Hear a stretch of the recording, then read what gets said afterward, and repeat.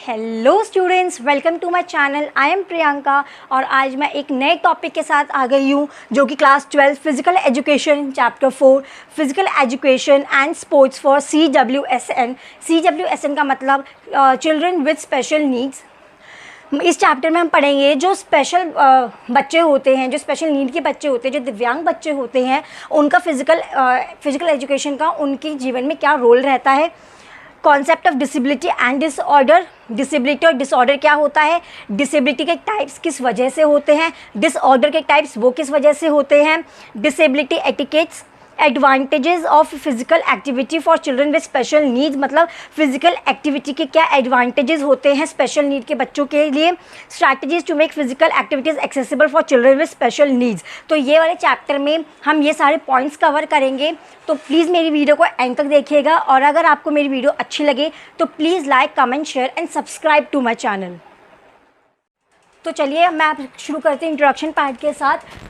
Introduction में क्या कह रहा है, in the modern world every differently abled individual has a right to participate in the programme of physical education and sports. मतलब आज के मॉडर्न वर्ल्ड में हर कोई स्पोर्ट्स में पार्ट लेना चाहता है, हर कोई फिट रहना चाहता है, हर कोई स्ट्रॉन्ग रहना चाहता है, हर कोई आगे बढ़ना चाहता है। तो फिजिकली डिसेबल बच्चे क्यों नहीं, पहले उनको चांस नहीं मिलता था कि वो स्पोर्ट्स में या फिजिकल एजुकेशन प्रोग्राम्स में पार्ट ले पाए, लेकिन आज के टाइमिंग में ऐसा नहीं है। आज के मॉडर्न वर्ल्ड में हर किसी के पास राइट है कि वो पार्टिसिपेट कर सके किसी भी फिजिकल एजुकेशन प्रोग्राम में या स्पोर्ट्स में। ठीक है, तो ये है हमारा इंट्रोडक्शन पार्ट कि हर डिफरेंटली एबल्ड बच्चे के पास राइट है पार्टिसिपेट करने का फिजिकल एजुकेशन और स्पोर्ट्स में। ठीक है, तो अब आगे बढ़ते हैं। जो हमारे चैप्टर के मेन पॉइंट्स है डिसेबिलिटी एंड डिसऑर्डर। तो सबसे पहले जान लेते हैं कि डिसेबिलिटी क्या होता है। Disability is an injury that restricts the function और मूवमेंट ऑफ एन इंडिविजुअल। मतलब डिसेबिलिटी हमारा क्या होता है, एक टाइप की इंजरी होती है जो कि हमारे फंक्शन या मूवमेंट को बिल्कुल रिस्ट्रिक्ट कर देती है। मतलब वो परमानेंट होती है, हमारी ऐसी इंजरी जिससे हम अपनी किसी भी जिस भी बॉडी पार्ट में इंजरी होती है उससे हम काम नहीं कर सकते। हमारा जो काम करने की क्षमता है वो रिस्ट्रिक्ट हो जाती है। लाइक अगर किसी का हाथ नहीं है और अगर वो कुछ उठाना चाहे तो ऑब्वियसली वो नहीं उठा पाएगा क्योंकि उसका हाथ ही नहीं है, तो वो रिस्ट्रिक्ट हो चुकी है उसकी मूवमेंट, वो उस चीज़ से काम कर ही नहीं सकता है। दैट इज़ डिसेबिलिटी, कि हमारा पूरा ही जो फंक्शन है या फिर जो मूवमेंट है वो रिस्ट्रिक्ट हो चुका है, वो बिल्कुल ही रिस्ट्रिक्ट हो चुका है। नेक्स्ट आता है हमारे पास डिसऑर्डर। अब डिसऑर्डर क्या होता है, disorder is usually use for mental disability that disturb the normal functioning of a person. मतलब डिसऑर्डर क्या होता है, बेसिकली मेंटल डिसेबिलिटी को ही क्या बोला गया है, डिसऑर्डर बोला गया है। जिससे क्या होता है कि आपका जो काम करने फंक्शन होता है आपके काम करने का, उसको डिस्टर्ब कर देता है, मतलब उस पर रोक लगा देता है, लेकिन नॉट परमानेंटली, टेम्परेरी। आप अगर अभी आपका डिसऑर्डर कुछ टाइम बाद सही भी हो सकता है और दोबारा भी हो सकता है, तो ये टाइम पे डिटेक्ट नहीं किया जा सकता है। डिसऑर्डर अगर टाइम पे डिटेक्ट ना हो तो वो आगे चलकर डिसेबिलिटी का रूप भी ले सकता है। मतलब क्या हुआ, अब देखिए, डिसेबिलिटी जो परमानेंट होती है, जो आपकी कभी ठीक नहीं हो सकती है। नेक्स्ट डिसऑर्डर होता है जो आपके अगर टाइम पे डिटेक्ट ना हो तो वो आगे चल के डिसेबिलिटी का रूप ले सकता है। क्लियर? तो आइए जान लेते हैं डिसेबिलिटी क्या होता है। Disability means inability to work. In fact it is the stage of an individual when he और she can not work efficiently. जैसे कि मैंने आपको बताया था कि जो हमारी डिसेबिलिटी होती है वो परमानेंट होती है और जो काम करने की क्षमता होती है वो भी रिस्ट्रिक्ट हो जाती है, जो हमारे फंक्शन मूवमेंट्स होते हैं वो रिस्ट्रिक्ट हो जाते हैं। तो मतलब ऐसा इंडिविजुअल जिसकी जो काम प्रॉपर तरीके से ना कर पाए, एफिशिएंटली अपना काम वो नहीं कर पाए। ठीक है, अब इसके कितने टाइप होते हैं, इसके 3 टाइप होते हैं। डिसेबिलिटी के हमारे 3 टाइप होते हैं, कॉग्निटिव, इंटेलेक्चुअल एंड फिजिकल। ये हमारे 3 टाइप होते हैं। तो चलिए इनको डिटेल में पढ़ते हैं कि ये तीनों टाइप कैसे क्या होते हैं। तो आइए देखते हैं कॉग्निटिव डिसेबिलिटी क्या होता है। कॉग्निटिव डिसेबिलिटी होता है कि अगर आप एक इंडिविजुअल को इन्फॉर्मेशन दे रहे हो तो वो स्टोर नहीं कर पाएगा, और अगर आप उससे कुछ पूछ रहे हो तो वो आपको बता नहीं पाएगा, वो आपको वो इन्फॉर्मेशन वो प्रोड्यूस नहीं कर पाएगा। तो बेसिकली कॉग्निटिव डिसेबिलिटी क्या होता है कि एक इंडिविजुअल की पढ़ने पढ़ने, लिखने, बोलने और लिखने की एबिलिटी को रिस्ट्रिक्ट कर देता है, उसकी इस वाली कैपेसिटी को इफ़ेक्ट करता है, लिमिट कर देता है। ठीक है, तो बेसिकली कॉग्निटिव डिसेबिलिटी क्या होता है कि जब एक इंडिविजुअल पढ़ने बोलने और लिखने में उसको दिक्कत होती है तो वो होता है हमारा कॉग्निटिव डिसेबिलिटी। अच्छा, आप कैसे जान पाएंगे कि किसी इंडिविजुअल को कॉग्निटिव डिसेबिलिटी है या नहीं? आप ये चीज़ नहीं जान पाएंगे क्योंकि हमारा this type of disability is an invisible disability. ये हमारी इनविजिबल डिसेबिलिटी होती है। ऐसा हम उसको आंखों से नहीं देख सकते, मतलब नेकेड आई से नहीं देख सकते कि उसको इनविजिबल डिसेबिलिटी है या नहीं है। अगर आप उसको पढ़ने लिखने या बोलने के लिए बोलेंगे, अगर उसमें उसको तकलीफ़ हुई तो शायद आप ये जान पाए कि उसको कॉग्निटिव डिसेबिलिटी है, नहीं तो आप ये नहीं जान पाएंगे। ठीक है, एक तो ये इनविजिबल डिसेबिलिटी है और साथ ही ये न्यूरोलॉजिकल डिसऑर्डर है जिसकी वजह से हम पता नहीं लगा पाते कि एक इंडिविजुअल में कॉग्निटिव डिसेबिलिटी है या नहीं है। ठीक है, ये हमारे 3 तरीके की होती है, memory disorder, hyper activity, dyslexia. सिर्फ आपको इस टॉपिक में इतना ही जानने की ज़रूरत है, इतना इनफ है।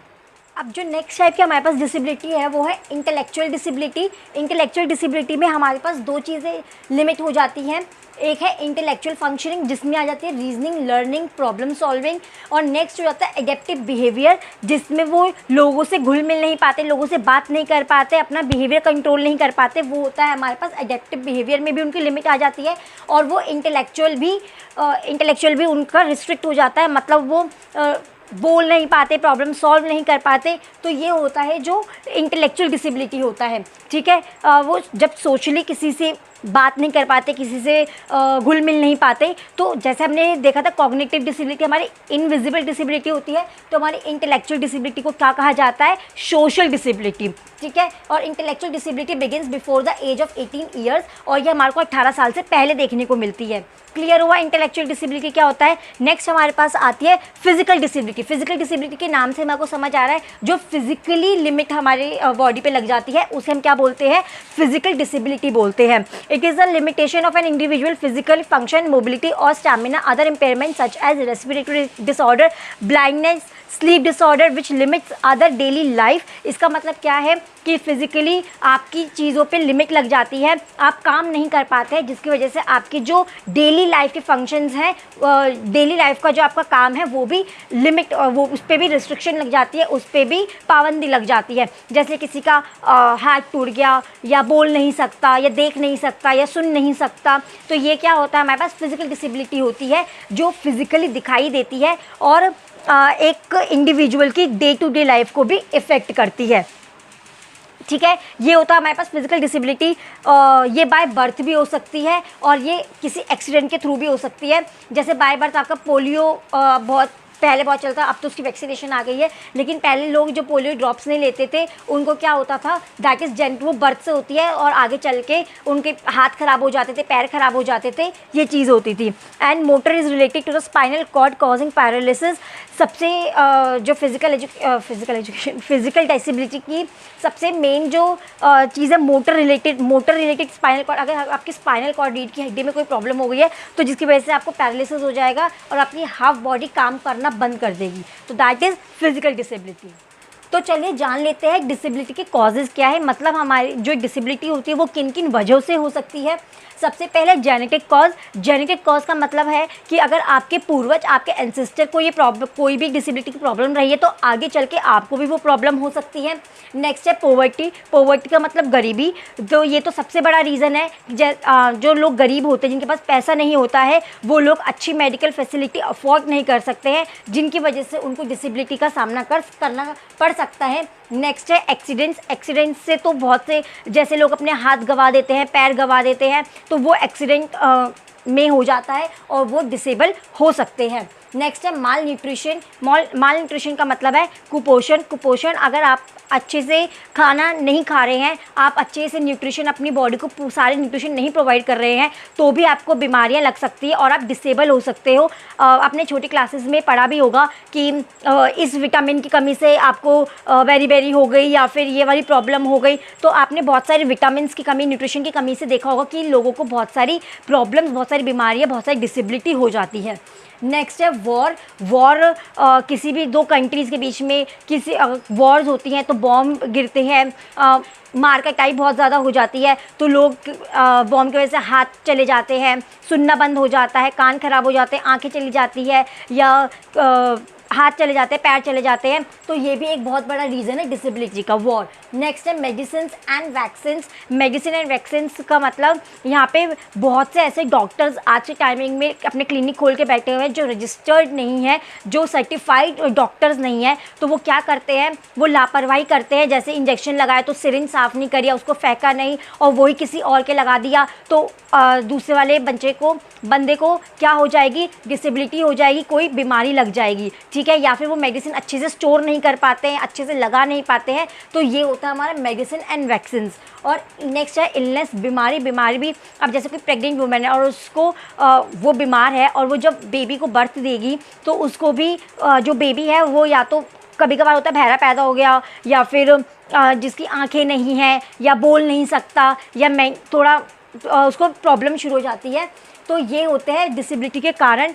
ये मैंने आपको मेन पॉइंट्स लिखे हैं, आप इसके अंदर एक्सप्लेन कर सकते हैं जैसे कि मैंने आपको बताई है। तो अब डिसेबिलिटी के बाद हमारे पास जो टॉपिक है वो है डिसऑर्डर।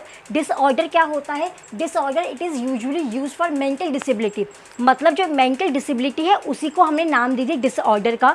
ये एक मेंटल इलनेस होती है जो टाइम के साथ चली जाती है और वापस आ भी सकती है, ठीक है। इसमें क्या होता है, disorder create hindrance in the individuals performance and reduce it efficiency, मतलब एक उसके काम में, इसके फंक्शन में डिस्टर्ब कर देती है उसके काम को, उसकी फंक्शनिंग को, उसके मूवमेंट को, ठीक है। ये टाइम के साथ सही भी हो सकती है और वापस आ भी सकती है, तो ये होता है हमारा डिसऑर्डर। अब हमारे पास डिसऑर्डर के टाइप्स क्या क्या होते हैं, OCD, ADHD, SPD, ASD, ODD। इसके फुल फॉर्म हमारे को याद करने हैं, वो बहुत इंपॉर्टेंट है, और अब मैं आपको डिटेलिंग में बताऊंगी कि ये सारे डिसऑर्डर क्या क्या होते हैं और किन वजह से होते हैं। क्लियर? तो सबसे पहले देखते हैं कि हमारा ADHD क्या होता है। Attention deficient hyper activity disorder. ये डिसऑर्डर क्या होता है, अटेंशन की कमी की वजह से जो बच्चे हाइपर एक्टिविटी मतलब हाई हो जाते हैं, उनकी एक्टिविटी रेस्टलेस हो जाती है, एक जगह टिक के बैठ नहीं सकते, उसको हम बोलते हैं ADHD। ये बेसिकली एक ब्रेन डिसऑर्डर होता है, एक मेंटल डिसऑर्डर होता है, जिसमें क्या होता है, बच्चा अटेंशन पे नहीं कर पाता, एक जगह ध्यान नहीं रख पाता, ढंग से मतलब एक जगह स्टिल बैठ नहीं सकता। एक काम को अगर वो करना चाहे तो वो फटाफट से मतलब कि एक जगह पे वो एक टिक के काम नहीं करेगा, एक काम को छोड़ के दूसरे पे चला जाएगा, दूसरे को छोड़ के तीसरे पे चला जाएगा। तो वो बच्चे जो अटेंशन पे नहीं कर सकते या सिट स्टिल, वो ढंग से बैठ नहीं सकते एक जगह और अपने बिहेवियर को कंट्रोल नहीं कर सकते, वो हमारा होता है ADHD। और ये किस में पाया जाता है, बच्चों में, टीनेजर्स में और एडल्टहुड में भी पाया जाता है। जैसे मैंने आपको बताया एक डिसऑर्डर है, तो मे बी आपका एडल्टहुड आते आते आपका एक डिसऑर्डर चला जाए लेकिन वापस भी आ जाए, क्योंकि एक डिसऑर्डर है जैसे मैंने आपको बताया, और ये ज़्यादातर बॉयज़ में देखने को मिलता है, likely to have it then girls. और ये यूजुअली स्पॉटेड होता है अर्ली एज स्कूल ईयर्स में, when a child begins to have problem paying attention. ये हमारे को अर्ली डेज में ही बच्चे का पता लग जाता है कि उसको ADHD की प्रॉब्लम है, क्योंकि जब वो बच्चा स्कूल जाएगा तो उसको अटेंशन देने में, किसी भी चीज़ को अटेंड करने में, क्लासेस पे एक जगह बैठने में दिक्कत होगी, तो हमें पता लग सकता है कि उसको ADHD की प्रॉब्लम है। क्लियर हुआ हमारा ADHD की प्रॉब्लम क्या होती है।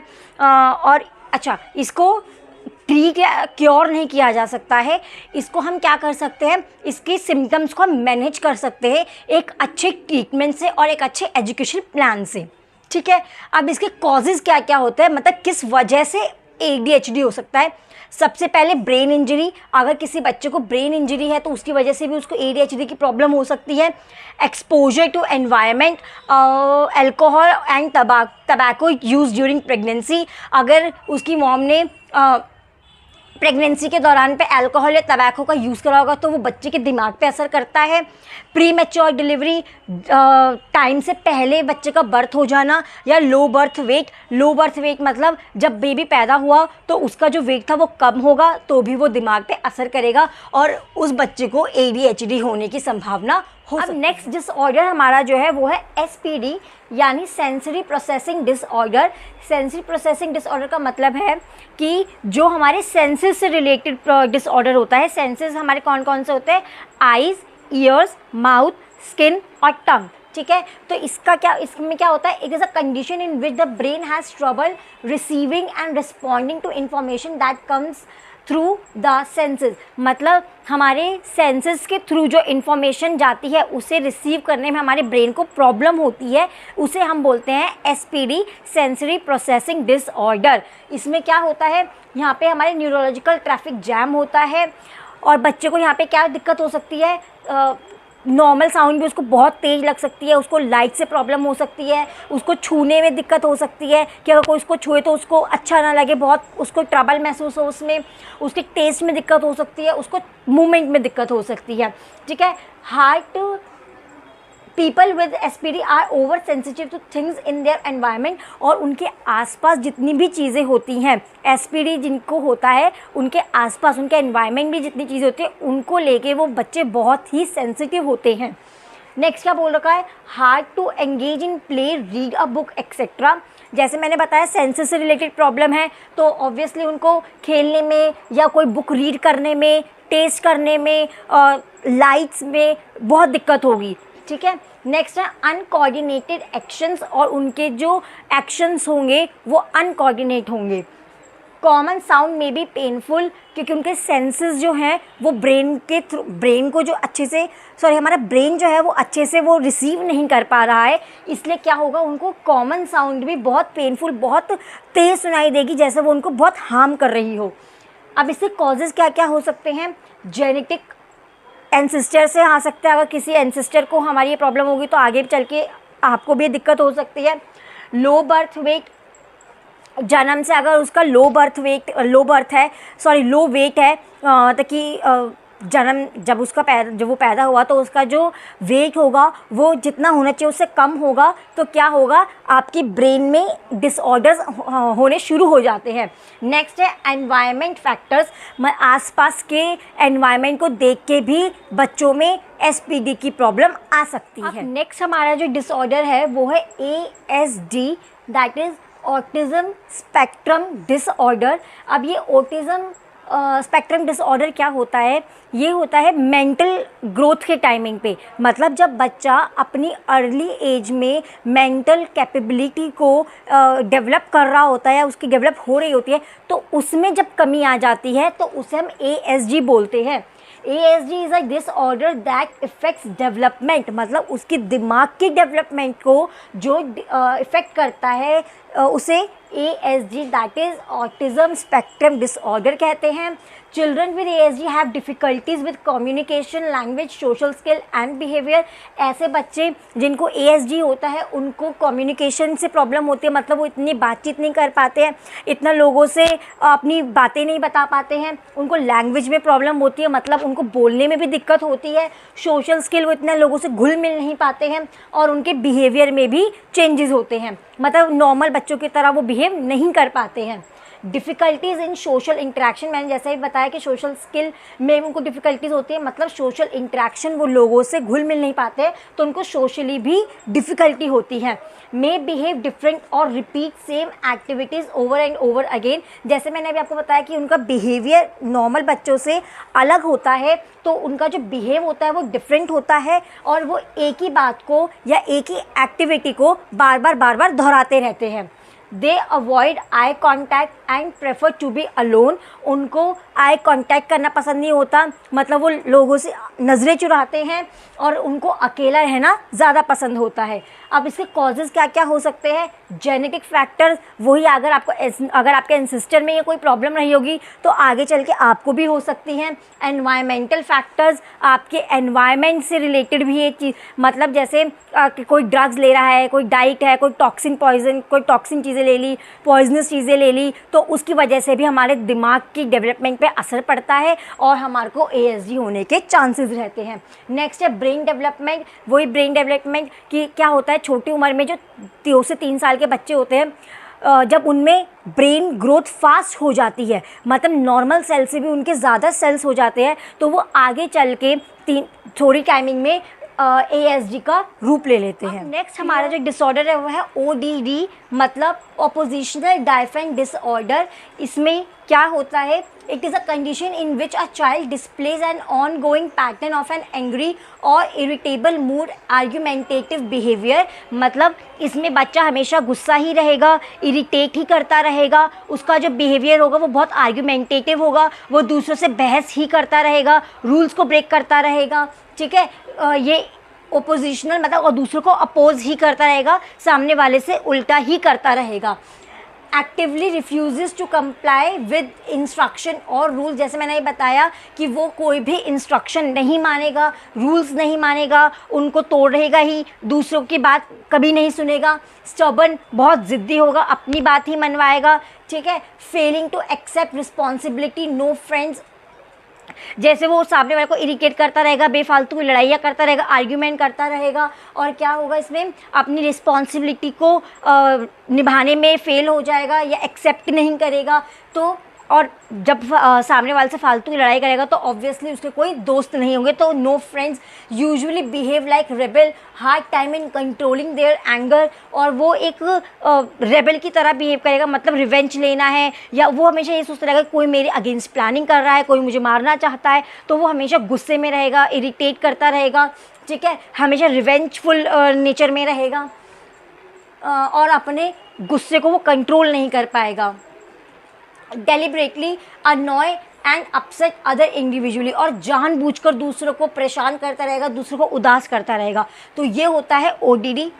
इसके कॉजेज़ जेनेटिक, मतलब ये अगर आपके एंसेस्टर्स को है, जेनेटिक ही ये प्रॉब्लम्स पाई जाती है। और लास्ट डिसऑर्डर जो है वो है OCD, that is obsessive compulsive disorder. मतलब थॉट्स, ऑब्सेसिव का मतलब होता है थॉट्स और कंपल्सिव का मतलब होता है एक्शन। मतलब it is a mental disorder where people feel the need to check things repeatedly. ये एक मेंटल डिसऑर्डर होता है जिसमें लोगों को ये फील होता है कि वो बार बार चीज़ें चेक करते रहे, या एक ही थॉट उनके दिमाग में बार बार आता रहता है, ठीक है, या बार बार एक ही चीज़ वो करते रहते हैं, तो वो होता है हमारा OCD, ठीक है। परफॉर्म सर्टेन रूटीन रिपीटेडली और सर्टेन थॉट्स रिपीटेडली, मतलब या तो वो एक ही रूटीन को बार बार करते रहेंगे, अगर वो हाथ धोने गए हैं या कोई काम कर रहे हैं तो वो बार बार वही चीज़ करते रहेंगे, ठीक है। या फिर वो एक ही थॉट को बार बार सोचते रहेंगे कि अरे मैंने कुछ गलत तो नहीं कर दिया, अरे कहीं मेरे को कोई खतरा तो नहीं है, अरे कहीं कोई मुझे मार तो नहीं रहा, कोई मेरे लव्ड वन को तो नहीं मार रहा, ठीक है। तो ये चीज़ें क्या होती हैं, OCD में होती है। और ऐसे थॉट्स को रिड ऑफ करने के लिए फिर वो क्या करता है, एक ही टास्क को बार बार करते रहते हैं कि चलो मैं एक टास्क कर लेता हूँ तो मेरे दिमाग से ये थॉट चला जाएगा। लेकिन क्या होता है, वो जैसे ही वो टास्क कंप्लीट करते हैं फिर वही थॉट्स आना उनके दिमाग में शुरू हो जाता है। तो ये एक साइकिल चलती ही रहती है। वो थॉट करते हैं, फिर वो कोई काम करते हैं कि चलो मेरा थॉट निकल जाएगा, लेकिन जैसे ही वो काम ख़त्म होता है फिर वो थॉट आ जाता है उनके दिमाग में। तो ये होता है हमारा OCD, unable to control thoughts और एक्टिविटीज़। वो अपने एक्टिविटीज़ और अपने थॉट्स को कंट्रोल नहीं कर पाते हैं, वो बार बार वो चीज़ करते रहते हैं। उनको लगता है ये एक रिचुअल है, ये मुझे करना ही है, इसके बिना तो लाइफ हो ही नहीं सकती है, ठीक है। एग्जाम्पल के तौर पे क्या हो सकता है, हैंड वॉशिंग की वो बार बार हैंड वॉश कर रहे हैं, काउंटिंग थिंग्स, वो बार बार चीज़ें गिन रहे हैं, checking if the doors are locked और नॉट, वो बार बार चेक करता है कि कहीं डोर लॉक है कि नहीं है। अच्छा, एक चीज़ और होती है कि रात में वो ये लोग बार बार चेक करते हैं कि गैस नॉब जो है वो बंद है कि नहीं है वो। तो ये क्या होता है, जो रिपीटेडली थॉट्स आते हैं या रिपीटेडली एक ही एक्शन लोग करते हैं उसे हम OCD कहते हैं। आइए देख लेते हैं कॉजेज़ ऑफ डिसऑर्डर, मतलब डिसऑर्डर किस किस वजह से हो सकता है। सबसे पहले जेनेटिक, अगर आपके एंसेस्टर को ये प्रॉब्लम रही है तो आगे चल के आपको भी प्रॉब्लम हो सकती है। Mother's exposure to virus while pregnant, अगर प्रेगनेंसी के दौरान आपकी मदर को कोई वायरस इन्फेक्ट कर गया है तो उसकी वजह से भी आपकी मेंटल हेल्थ पे असर पड़ सकता है। Having few friends and feeling lonely और आइसोलेटेड, अगर आपके कुछ फ्रेंड है और आप लोनली फील कर रहे हैं या आइसोलेटेड रहते हैं, बिल्कुल बंद जगह पे रहते हैं, अकेले रहते हैं, तो भी आपकी मेंटल हेल्थ पे असर पड़ेगा और आपको मेंटल प्रॉब्लम हो सकती है। ट्रॉमेटिक ब्रेन इंजरी, अगर आपको कोई ब्रेन इंजरी हुई है, आपके ब्रेन में कोई चोट लगी है जिसकी वजह से आपके मेंटल हेल्थ पे भी असर पड़ सकता है और आपको डिसऑर्डर हो सकता है। Your life experiences such as stress. अगर आपकी लाइफ में स्ट्रेस ज़्यादा है या आप स्ट्रेस ज़्यादा ले रहे हैं, इसकी वजह से भी आपको मेंटल डिसऑर्डर हो सकता है।